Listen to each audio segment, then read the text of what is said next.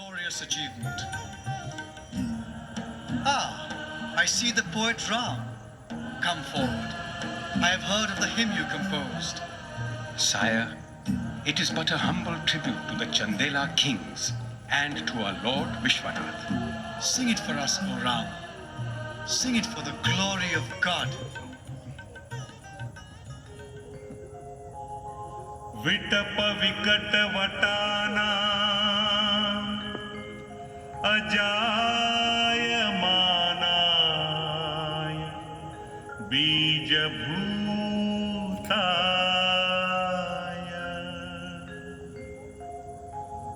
रुद्राय नमः पालनविलयकृतेः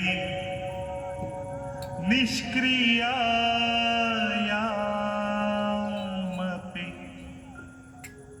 Your glorious verse leaves us spellbound. I bestow upon you this verse. Use it well, my friend. And now, our priests.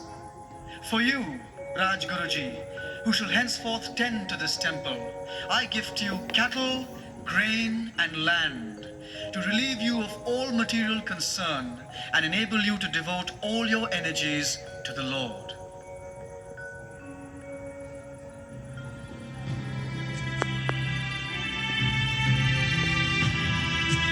King Thangadev was succeeded by his son, Gandadev, who initiated the building of a temple to the Lord Vishnu.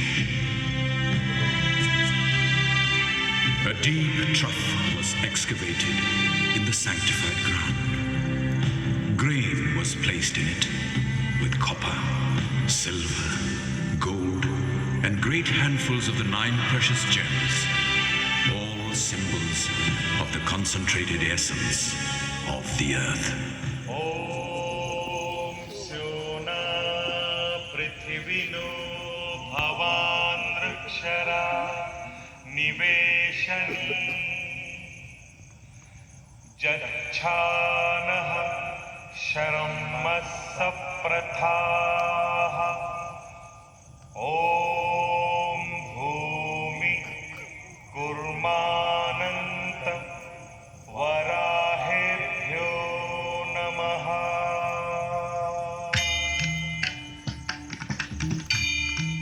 And when at last the temple was ready and its image installed, the king and his entourage approached in ceremonial procession to make the first offering. Look, look! The king approaches! The king! The king! Oh, what a glorious procession! Splendid! Splendid! How beautiful our temple looks, my lord. Festooned with garlands of flowers, its golden finial gleaming amidst the bright flags that flutter from its roofs. Yes, my queen, and it is set like a jewel amongst the temples built by our forebears. Listen to the sounds of worship drifting from them in the evening air. Truly, they lift one's soul. Idam Vishnur Vichakrame Tredhani Dadhe Padam Samuramasya Pakum Sureswaha.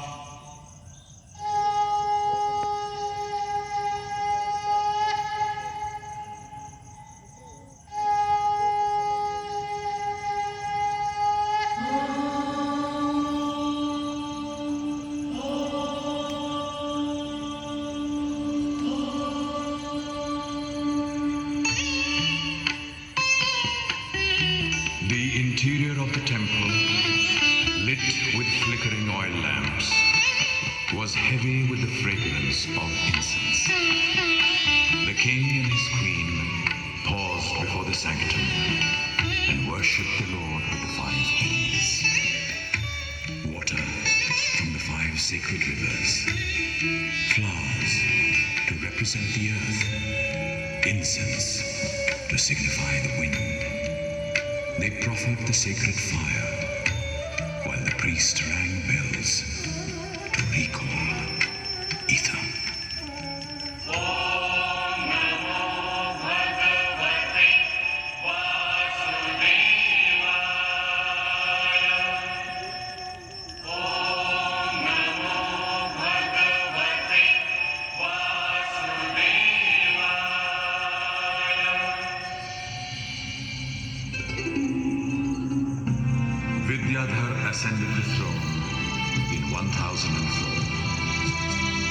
the day of the solar eclipse that very year, his chief queen, Satyabhama, visited the temples with her ladies soon after the inauspicious period had passed.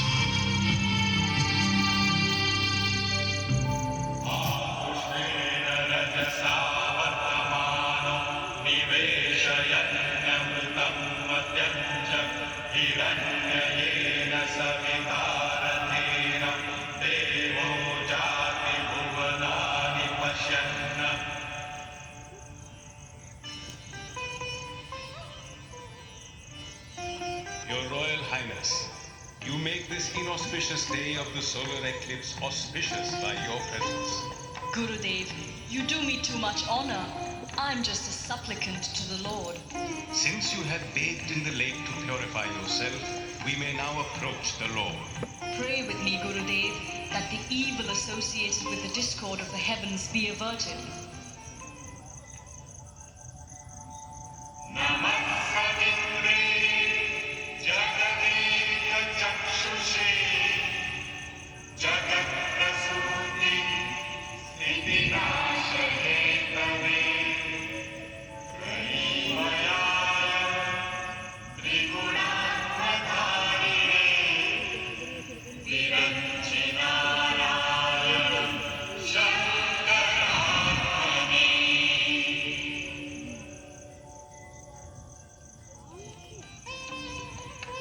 And now, please gather the priests who serve this temple.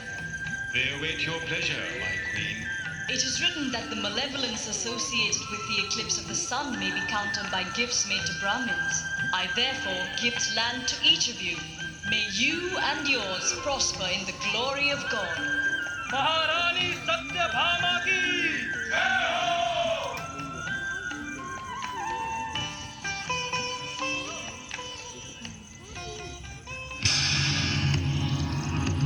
In 1019, the dreaded invader from Central Asia, Mahmud Ghazni, descended upon Hindustan to plunder its legendary wealth.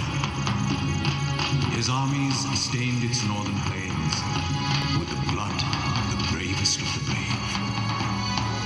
King Vidyadhara received news of his approach.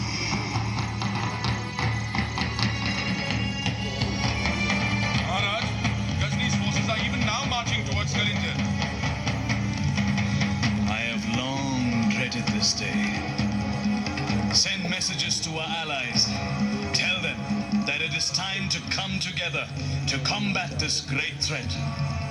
Sire, the messengers shall be dispatched immediately. And now, I await your further orders. Summon the men to arms. Instruct our forces at Mahoba to march to Kalinjar. Dispatch the infantry, the cavalry, and the war elephants.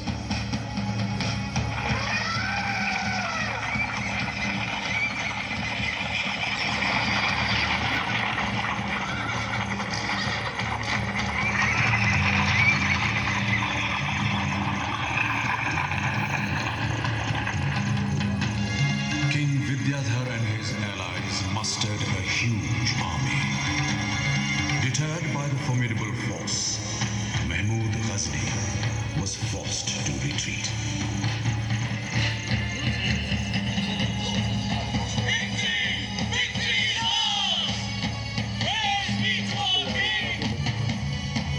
Our mighty army struck fear in the heart of Ghazni. He will return soon. Mark my words. Very soon. Mahmud Ghazni does not give up so easily.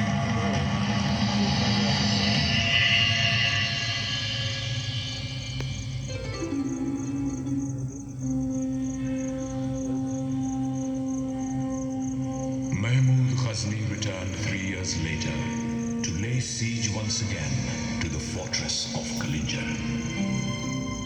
Many long months passed, but Ghazni's army was unable to breach its impregnable defenses.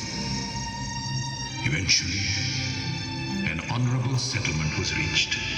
And after an exchange of gifts, Ghazni's forces withdrew, thwarted yet again by Vidyadhara.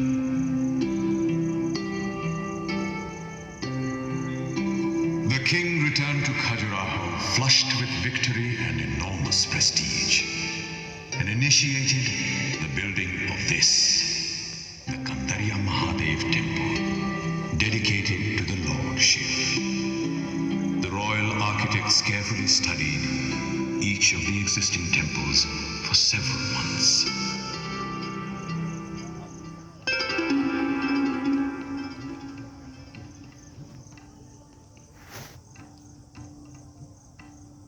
So many magnificent temples have been built at Khajuraho. My mind is struggling to create one that surpasses the others. Guruji, let this one stand out for its sublime architecture.